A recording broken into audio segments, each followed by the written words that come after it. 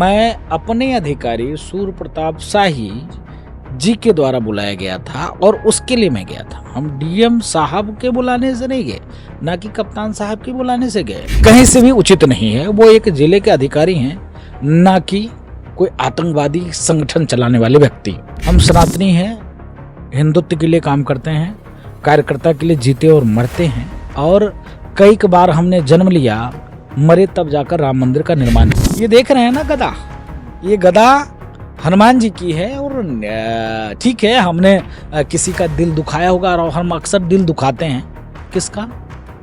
उन मुस्लिम कट्टरपंथियों का। राजू दास आज कोई तरह ही खा रहा होता, चाहे खत्म हो गए होते। मुझको लगता है डीएम साहब थोड़ा सा बहुत ज़्यादा देर में जाएंगे, क्योंकि उन्होंने अपनी रजिस्ट्री विशेष रूप से परमात्मा से करा के आए हैं।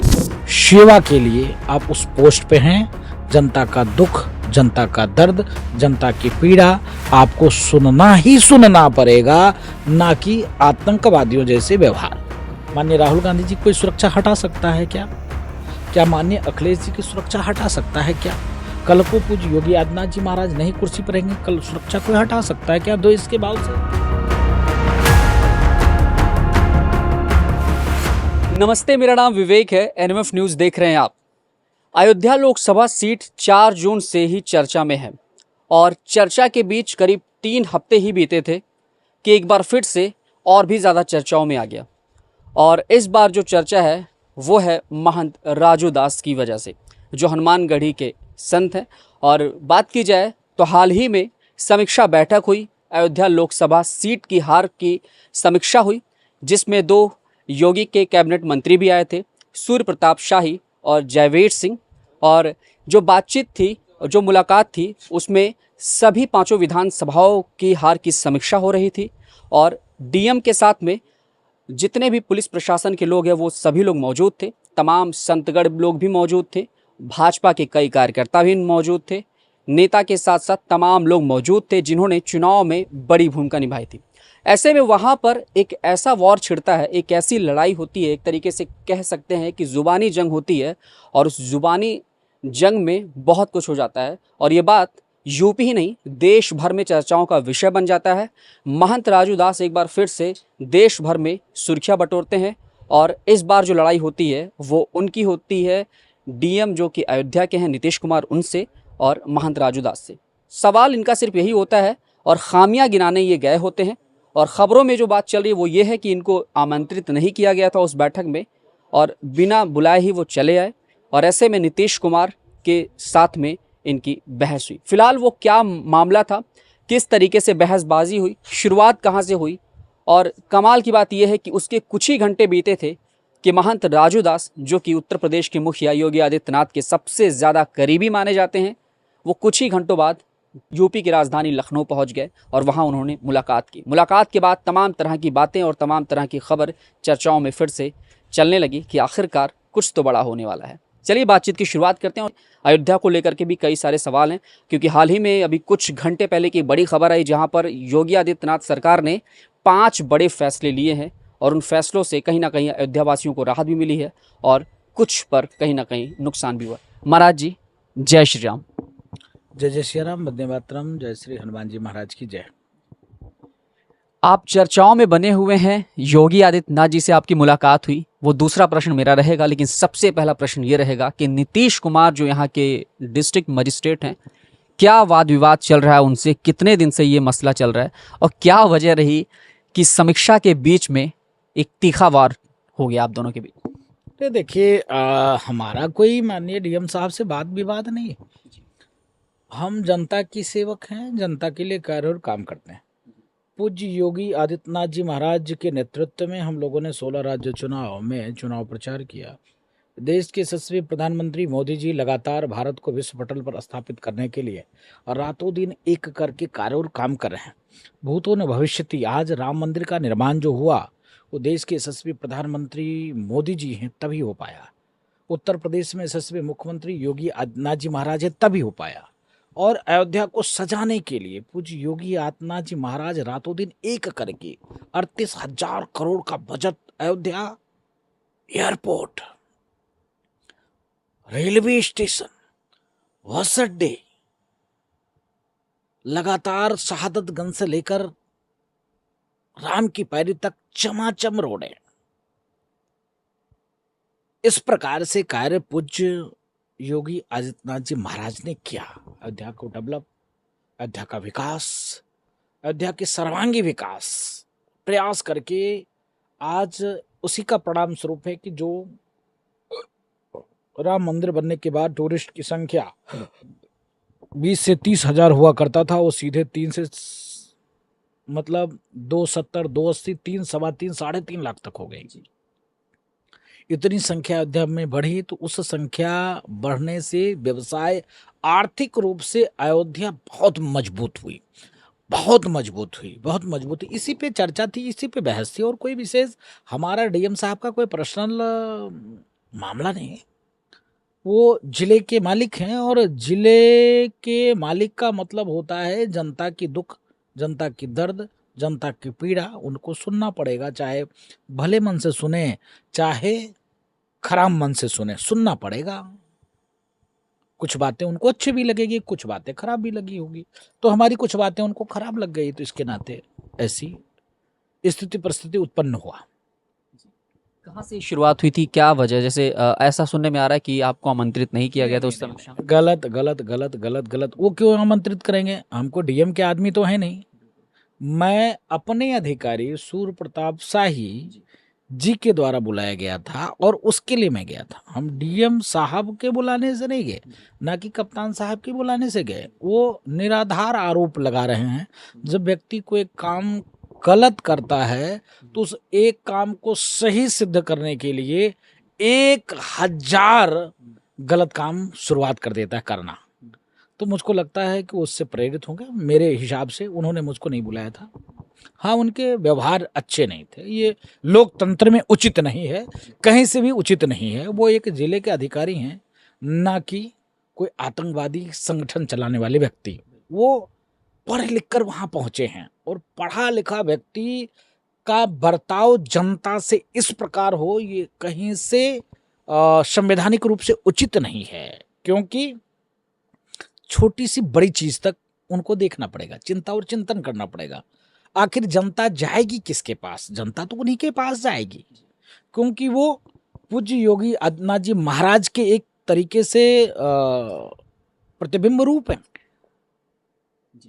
वो सारी जो उत्तर प्रदेश में जो उन्होंने कानून चाहे व्यवस्था लागू किया है, प्रशासनिक, चाहे वो आर्थिक, चाहे वो राजनीतिक, चाहे वो लोकतांत्रिक, उसको फॉलो करने का काम महोदय का है। तो उस परिप्रेक्ष्य में अगर कोई बातें हमने कह दी तो उनको बुरा नहीं माननी चाहिए।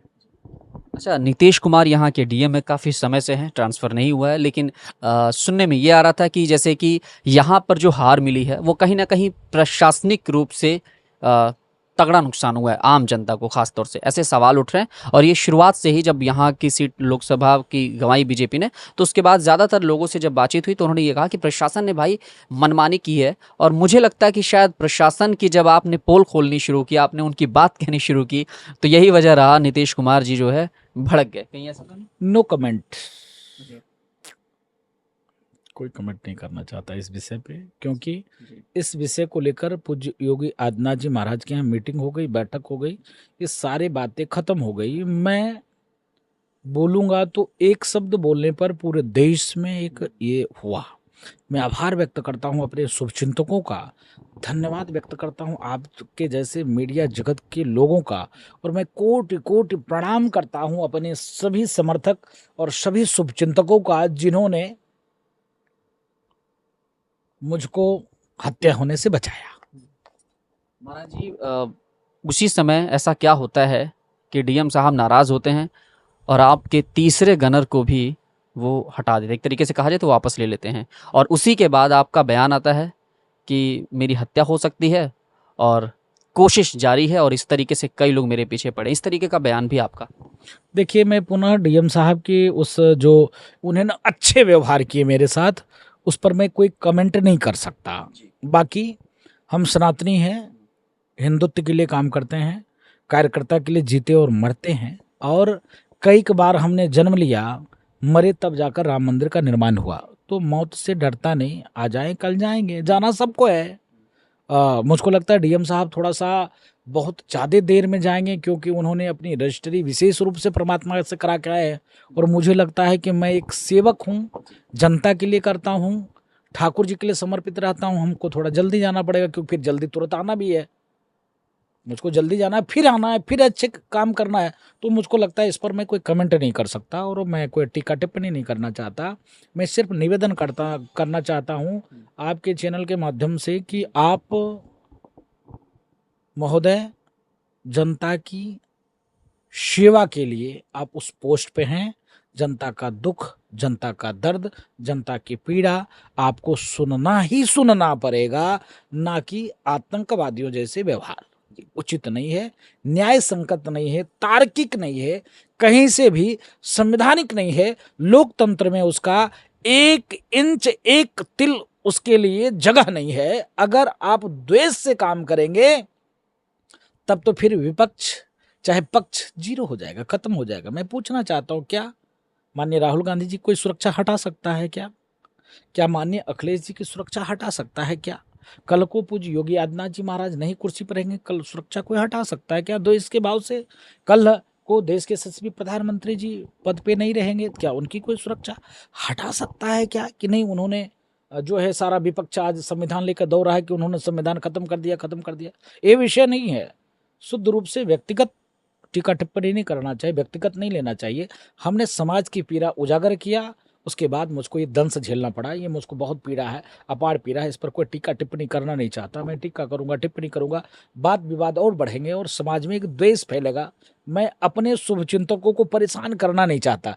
मैं पुनः आपके चैनल के माध्यम से अपने शुभचिंतकों को प्रणाम करता हूँ, साधुवाद करता हूँ कि आप विपरीत परिस्थिति में मेरे साथ ढाल बनकर खड़े रहे, कंधा से कंधा मिलाकर खड़े रहे, मेरे लिए आप लड़े, संघर्ष किए, तो मैं आपको प्रणाम करता हूँ। मीडिया जगत को बहुत बहुत बहुत बहुत साधुवाद देता हूँ। नहीं तो राजू दास आज कोई तरह ही खा रहा होता, चाहे खत्म हो गए होते।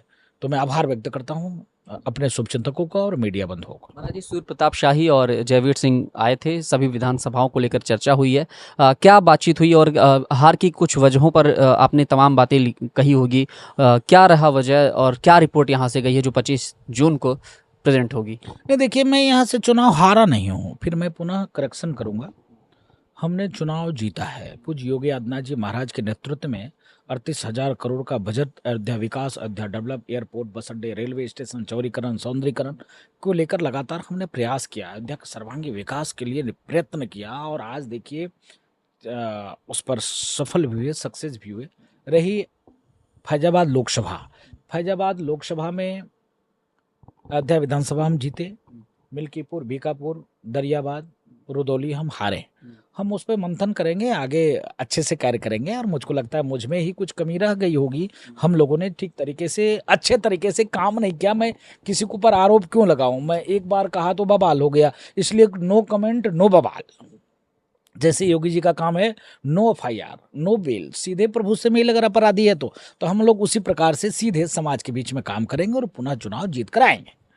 तीसरा गणर जब आपसे हटाया गया तो एक सवाल खड़ा हुआ। सवाल ये खड़ा हुआ कि आपके पास में 3 गनर थे, एक एक करके सबको हटाया गया और फिर उसके बाद में खबर ये भी आई है कि आपकी कुंडली खंगाली जा रही है। साल 2013 में एक मुकदमा दर्ज था, साल 2017 में और फिर पिछले साल 2023 में आपके द्वारा दिया गया एक बयान है जिसमें कहा गया है कि गलती से मेरा नाम शामिल हो गया था। तो ये 3 मुकदमे जो कि आपके ऊपर चल रहे हैं और जो डीएम साहब ने हैं उन्होंने सफाई दी है कि भाई ऑलरेडी उनके ऊपर मुकदमे दर्ज हैं, यही वजह रहा कि मैंने गनर हटाया है, क्योंकि आपराधिक अगर मामले किसी के ऊपर दर्ज हैं तो उनको सुरक्षा प्रदान नहीं की जा सकती। तो पहले तो मैं डीएम साहब से निवेदन करूंगा कि डीएम साहब और बड़े पोस्ट पर पहुंच जाएं, राहुल गांधी जी का सुरक्षा हटा लें, अखिलेश यादव जी की सुरक्षा हटा लें। देश में लमसम 99% नेता है, उनकी सारी सुरक्षा हटा लें। अगर लोकतांत्रिक व्यवस्था में अगर प्रजा से कोई भी जन नेता जुड़ा होगा, समाज से भी जुड़ा होगा, तो लोकतंत्र में पुतला फूकना आम सी बात है, धरना देना आम सी बात है। तो धरना देना अगर अपराध है, पुतला फूकना अगर अपराध है, सरकार की रीति नीति के खिलाफ अगर विरोध प्रदर्शन करना अपराध है, तो मुझको लगता है देश में लमसम 99% नेता गुनाहगार हैं। सभी को सुरक्षा माननीय डीएम साहब हटाने के लिए राष्ट्रपति महोदय को पत्र डीएम साहब को लिखना चाहिए। जी। मैं मांग करता हूं माननीय डीएम साहब से कि डीएम साहब एक पत्र लिखें माननीय राष्ट्रपति महोदय को, और देश में जितने नेता हैं, जितने मतलब राजनेता हैं, उनकी सुरक्षा हटाई जाए। क्या लग रहा है अभी, जैसे सुरक्षा हटा, अभी आपके पास कोई है पुलिस या गनर कोई तैनात है अभी आपके साथ? मेरे पास हनुमान जी हैं, और हनुमान जी के सहारे हम लोग कार्य करते हैं। हम सनातन के लिए काम करते हैं, व्यक्तिगत कोई मामला नहीं है। अभी कितना समय हो रहा है, आप टाइम बताओ। 1:30 बज रहा है। मैं पूछना चाहता हूँ 1:30 बजे कौन क्या, मैं पूरे उत्तर प्रदेश की बात करता हूँ, देश की बात करता हूँ, 1:30 बजे रात को कौन व्यक्ति किसी मीडिया से बात कर रहा होगा? रात को 1:30 बज रहा है। इसके पहले आपने देखा उतना देर तक बात किया, उसके पहले आप अगर आए होते तो फेसबुक पे लाइव देख लिए होते। कम से कम जो है 500 साधुओं को खाना खिला रहा था, उसके पहले हवन कर रहा था, उसके पहले लोगों से वार्ता कर रहा था, उसके पहले फिर जो है रामायण पाठ चेक कर रहा था, उसके पहले फिर लोगों को सुन रहा था, उसके पहले और सामाजिक कार्य कर रहा था। तो हमने तो अपने आप को समाज को समर्पित कर दिया, निजी कोई काम ही नहीं है। तो क्या मतलब कोई फंसाएगा क्या बजाएगा? और हम लोग तो हनुमान जी के सेवक हैं, हमारे रक्षक, हमारे मालिक, हमारे दाता हनुमान जी महाराज हैं, और हनुमान जी की कृपा है, सब ठीक है। आप अक्सर चर्चा में रहते हैं, जैसे तमाम तरीके से अगर कहा जाए तो साल में 2-3 बार कुछ ऐसा होता है डिबेट के दौरान, चाहे आप टीवी डिबेट पे हो, चाहे डिजिटल मीडिया के डिबेट में हो, हमेशा आप कुछ ना कुछ ऐसा बयान देते हैं जिसकी वजह से आप चर्चा रहते हैं। क्या गनर हटाने के बाद सुरक्षा को लेकर के मन में कोई खौफ, डर, जैसे उसका जवाब तो आपने पहले ही दे दिया कि हनुमान जी आपके साथ में हैं, लेकिन क्या कोई धमकी या किसी तरह का डर या कुछ ऐसा माहौल? नहीं, डर तो नहीं है। हम मरेंगे फिर आएंगे काम करेंगे, फिर मरेंगे फिर आएंगे काम करेंगे, फिर मरेंगे फिर आएंगे काम करेंगे, उसमें चिंता नहीं है। लेकिन थोड़ा सा पीड़ा होता है कि बचपन में थोड़ा सा हम लोग टाइम वेस्ट कर देते हैं खेलने खाने में। अब जब तक हम काम करने के योग होंगे तो उतना देर मेरा वेस्ट हो जाएगा, इसीलिए थोड़ा तत्काल जो है इच्छा थी कि थोड़ा सा व्यवस्थित रहें तो अच्छी बात है। बाकी तो कोई दिक्कत नहीं है, हम लोग आएंगे जाएंगे कार्य करेंगे। बाकी लोग जो अमर हो के आए हैं उनको प्रणाम है, उनको साधुवाद है। मुझको लगता है उनको जाना नहीं है, इसीलिए द्वेष और क्लेश मुझसे रखते हैं। हम तो लगातार सनातन के पुजारी हैं, सनातन के लिए, संस्कृति के लिए, हिंदू के लिए, हिंदुत्व के लिए, और अपने शुभचिंतक और कार्यकर्ता के लिए हम प्राण देने के लिए तैयार हैं। लेने वाले भी तैयार हैं, ले लें, कोई दिक्कत नहीं है, कोई समस्या नहीं है। रही सुरक्षा की बात, तो हमारे सुरक्षा राम द्वारे तुम रखवारे, होत ना गया बिन पैसारे, सब सुख ले हो तुम्हारी शरणा, तुम रक्षक काहू को डरना। लेकिन काल नेमियों से भी बचने का कार्य है। मैं पूछना चाहता हूं कि मेरे पारब्रह्म परमात्मा भगवान श्री राम के पास धनुष बाण क्यों थे? है ना। महाबली हनुमान जी के पास गदा क्यों था? हनुमान जी ऐसे कर देते खत्म हो जाते, दुष्टों को मारने के लिए गदा थी ना। जगत जननी मां जगदम्बा के पास तलवार क्यों थे? पारब्रह्म परमात्मा भगवान श्री कृष्ण के पास सुदर्शन चक्र क्यों थे? इसलिए थे कि दुष्ट किसी न किसी रूप से समर्थशाली होता है, सबलशाली होता है, तो उसका पतन करने के लिए अस्त्र शस्त्र होना चाहिए। इसके नाते सुरक्षा की जरूरत है, ये ना कि राजू दास डर गए हैं, इसके नाते सुरक्षा की जरूरत है। नीतीश कुमार से कुछ बातचीत हुई जब उस दिन बहसबाजी हुई, उसके बाद से अभी तक कोई कॉल, मैसेज या किसी तरीके का कोई टॉक? मेरा पर्सनल कोई इशू नहीं है, मैं आभार व्यक्त करता हूं। उनको किसी भी प्रकार से पर्सनल इशू नहीं लेना चाहिए। वो पर्सनल, वो जिले के मालिक हैं, वो जनता की सेवक हैं, एज ए नौकर हैं, एज ए सर्वेंट हैं, वो ड्यूटी करते हैं, वो नौकरी करते हैं। हम किसी की नौकरी नहीं करते, हम जनता की सेवा करते हैं। हमारे उनके में जमीन आसमान का फर्क है। वो एज ए एक नौकर है, हम एज ए एक सेवक हैं। एज ए वो एक नौकर हैं, एज ए हम एक सेवक हैं। हम जनता की सेवा के भाव से कार्य कर रहे हैं, वो एज ए नौकरी के भाव से कार्य कर रहे हैं। तो नौकर हैं तो नौकर के तरीके उनको कार्य करना चाहिए। क्या? जनता की सेवा, जनता की रक्षा, जनता की सुरक्षा, इसके नाते गवर्नमेंट उनको तैनात करके रखा है। इसके नाते नहीं कि पर्सनल किसी से दुश्मनी निकालना हो, फ्रस्ट्रेट निकालना हो, तो हम किसी सभ्य व्यक्ति को, संत जनों को दुष्ट आत्मा सिद्ध करके उसके ऊपर आरोप लगा दें। ये बहुत पीड़ा हुई, कष्ट हुआ, उनके बयान से बहुत दुख हुआ। हम किसी से बेविचार नहीं किए, हमने किसी के मारा नहीं, हत्या नहीं किया, हमने किसी के ऊपर हाथ नहीं उठाए। तो इस प्रकार से उनको निराधार आरोप लगाना मुझको लगता है कहीं से न्याय संगत नहीं है। उनका पर्सनल मुझको लगता है फ्रस्ट्रेशन कहीं और का रहा होगा, मेरे ऊपर ही उन्होंने निकालने का प्रयास किया है। हाँ जी। अच्छा, ये खबर भी चल रही है कि जैसे जब गनर आपके साथ में इतने समय से था, तो आखिरकार उसी वक्त क्यों गनर को हटाया गया? ये भी एक बहुत बड़ा प्रश्न चिन्ह उन पर उठ रहा है एक कि आखिरकार जब इतने सालों से सुरक्षा दी गई थी, 3 गनर थे, एक-एक करके हटा रहे हैं। आखिरकार ऐसा क्या हुआ कि जब रिश्ते खराब हुए तो आपने अपनी वजह से गनर हटाया? उन पर भी तमाम तरीके के सवाल खड़े हो रहे हैं। तो ये अचानक से ऐसा कैसे? नहीं, खड़े होना चाहिए, सवाल इसलिए खड़े होना चाहिए कि तत्काल हमारी आपकी कोई बात हो और तुरंत 10 मिनट में आप वापस कर लें, जी। ये तो शुद्ध रूप से मृत्यु को आमंत्रण देना हुआ ना। एक तरीके से साजिश भी कह सकते हैं। मैं आरोप नहीं लगाना चाहता, मैं आरोप लगाता तो देश में बवाल मच जाता है। मैं निवेदन करता हूँ, मैं निवेदन करना चाहता हूँ, लोकतांत्रिक व्यवस्था में कहीं से न्याय संगत नहीं है, संवैधानिक रूप से न्याय उचित नहीं है इस प्रकार से बिहेवियर, इस प्रकार से बर्ताव। ज़्यादा मैं कुछ बोलने में सक्षम नहीं हूँ। पूज्य योगी आदित्यनाथ जी महाराज की वार्ता के बाद पहला कोई व्यक्ति हैं जो इस विषय पर मैं जवाब दे रहा हूँ आपको। आज तक मैंने उसके बाद किसी चैनल पर मैं अपने सफाई पेश नहीं किया, जबकि उन्होंने मुझको अपराधी भी सिद्ध कर दिया, फिर भी मैंने कहा कि मैंने पुतला फूका था, वो अपराध है। आपसी कोई रंजिश थी, मैं था भी नहीं, किसी ने नाम डाल दिया, नाम किसी दूसरे का, तो नाम मेरा पड़ गया। नाम होना चाहिए था मेरे बड़े भाई का, नाम मेरा आ गया। मुझको ही लोग जानते हैं कि फलाने हैं, तो बाद में उनका नाम। तो इस प्रकार के आपसी रंजिश में वो पर्सनल व्यवहार में किसी ने डाल दिया, तो वो भी कोई ये नहीं है कि वो तू उन्होंने कहा कि भाई तुमको ये काम नहीं करना है, हनुमानगढ़ी का अनुरूप नहीं है। उसने कहा कि हाँ, मुझको इन्होंने धमकी दिया। तो इस प्रकार से तो जी बताइए। तो इस प्रकार से अगर पर्सनल इशू बनाकर कोई अपराधी सिद्ध कर दे तो फिर न्यायदाता तो हनुमान जी महाराज हैं। ये देख रहे हैं ना गदा, ये गदा हनुमान जी की है। और ठीक है, हमने किसी का दिल दुखाया होगा, और हम अक्सर दिल दुखाते हैं। किसका? उन मुस्लिम कट्टरपंथियों का। तो मुझको लगता है कि कोई सज्जन मुस्लिम कट्टरपंथी रहा होगा, उसका भी दिल दुखा दिया होगा, इसके नाते उसकी कुछ लग गई होगी। तो मुझको लगता है कि हम तो शुद्ध रूप से समाज के लिए कार्य करते हैं, हम प्रयास करते हैं, सेवा, सदैव निरंतर सेवा के भाव से काम और कार्य करते हैं। हम आज तक किसी का नुकसान चाहा ही नहीं।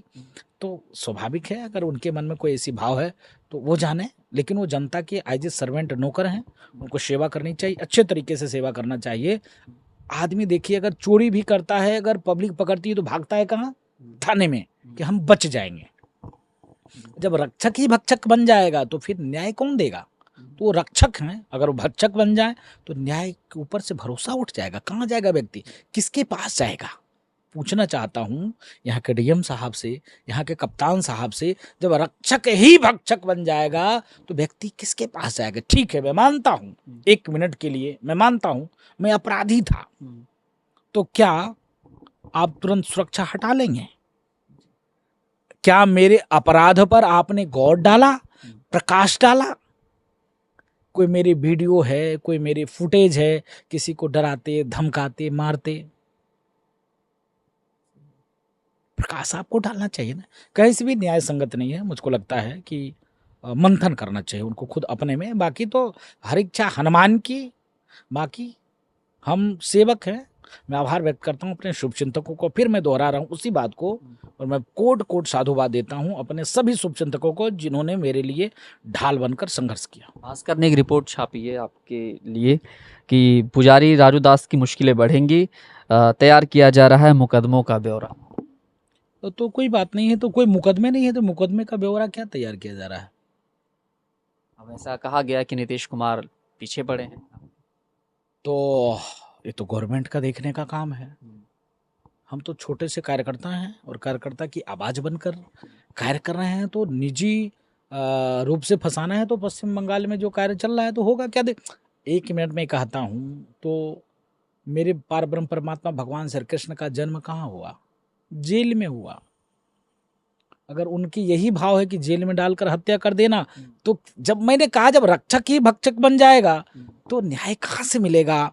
तो मेरा उस पर कोई टीका टिप्पणी करने का कोई वो ज़रूरत भी नहीं है। और मेरा भाव सिर्फ यही है कि हम समाज की सेवा के लिए हैं, सनातन की सेवा के लिए हैं, राष्ट्र की सेवा के लिए हैं। सनातन राष्ट्र और समाज की सेवा हम करते रहेंगे, चाहे किसी को खराब लगे, चाहे किसी को अच्छा लगे। एक वीडियो आपका बड़ा वायरल हो रहा है जब से वो घटना घटी है कि बीजेपी वालों, आप शायद बीजेपी वालों को वार्निंग देते नजर आ रहे हैं या फिर बीजेपी वालों से एक मांग करते नजर आ रहे हैं, ये फिलहाल कह पाना बड़ा मुश्किल सा लग रहा है उस वीडियो में कि जब आपके कार्यकर्ता थाने में पीटे जाएंगे, जब उसकी सुनवाई नहीं होगी, तो फिर क्या करोगे आप? कान खोल कर सुन लो बीजेपी वालों। और कहीं ना कहीं उस वीडियो ने बीजेपी को भी हिलाकर रख डाला।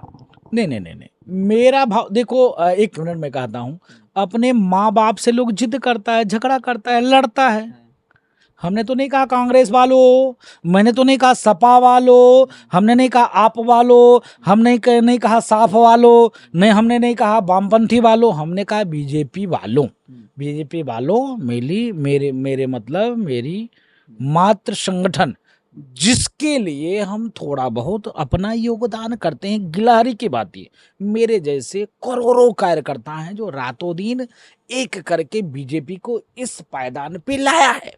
अगर किसी कारणवश मैं आहत था अयोध्या फैजाबाद लोकसभा चुनाव हारने से, तो स्वाभाविक है अयोध्या जैसे नगरी से हम चुनाव हारे तो थोड़ा सा दर्द तो होता नहीं। तो भाई जब आदमी कोई पीड़ित होता है, दुखित होता है, तो कुछ न कुछ तो निकल ही जाती है। आपको भी तो लगता है उसको अगर ब्रह्म लकीर बना ले डीएम साहब या बीजेपी के नेता, तो दुर्भाग्यपूर्ण होगा। आपको भी लगता है कार्यकर्ताओं की उपेक्षा हुई थी यहाँ पर? नहीं नहीं, कोई कार्यकर्ता की नहीं उपेक्षा हुआ है। यहाँ का कार्यकर्ता सुखी से है, संपन्नता से है, निर्भय पूर्ण है। किसी का एक काम नहीं रुकता है, सारे काम सबके होते हैं। वो निराधार आरोप मैंने लगाया अधिकारियों के ऊपर, कोई आरोप सत्य नहीं है। यहाँ के डीएम पारब्रह्म परमात्मा भगवान श्री राम के जैसे तेजवान है, पुण्यवान है, इतने अच्छे हैं, और मुझको लगता है मुझ में ही कुछ कमी रही होगी। तो ये थे मेरे साथ में महंत राजू दास जी, हनुमानगढ़ी के, जिन्होंने हमसे बातचीत की और कई सवाल जवाब हुए और कुछ तीखे सवाल भी हमने इनसे किए, लेकिन मुस्कान के साथ इन्होंने उसका जवाब दिया। हमने इंटरव्यू के दौरान इनके बचपन के दौर को भी जाना और अयोध्या के मामलों में भी तमाम तरीके की बातें हमने इनसे कही और उसका इन्होंने जवाब दिया। और योगी से मुलाकात जो हुई उस पर भी इन्होंने बड़ा ही सटीक जवाब दिया। फिलहाल अभी संत के रूप में ये यहाँ पर नज़र आ रहे हैं। अभी सुरक्षा को लेकर के लोगों की निगाहें बनी हुई है कि क्या महाराज जी को Z+ या Y+ की सुरक्षा मिलेगी, ये देखना बड़ा दिलचस्प होगा। कैमरामैन चंदन के साथ मैं विवेक, हनुमानगढ़ी, अयोध्या।